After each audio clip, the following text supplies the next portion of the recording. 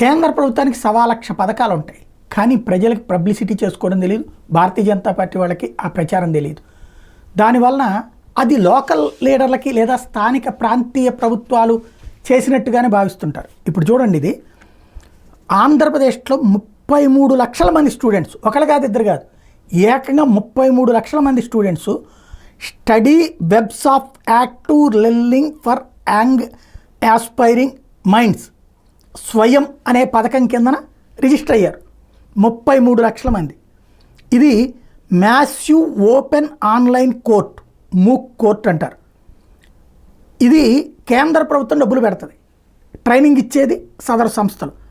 ఈ విషయాన్ని కేంద్ర విద్యాశాఖ సహాయ మంత్రి సుకంత మజుందార్ పార్లమెంట్లో చెప్పుకొచ్చారు. ఇందులో ఏంటంటే వేర్వేరు కాలేజీల విద్యార్థులు ఎక్కడి నుంచైనా సరే engineering, emerging technologies, inter disciplinary, multi డిసిప్లినరీకి సంబంధించిన నాణ్యమైన విద్య ఈ కోర్సు ద్వారా నేర్చుకోవచ్చు. ఇది పార్లమెంట్లో అయోధ్య రామిరెడ్డి అడిగిన ప్రశ్నకు సమాధానంగా కేంద్ర ప్రభుత్వం చెప్పింది. కానీ 33 లక్షల మంది మోడీ ప్రభుత్వం ఇచ్చిన ఈ పథకం ద్వారా బెనిఫిట్ పొందుతున్నా బీజేపీ చెప్పుకోదు. బీజేపీ వాళ్ళకి అసలు తెలుసో తెలియదు, నాకు తెలియదు.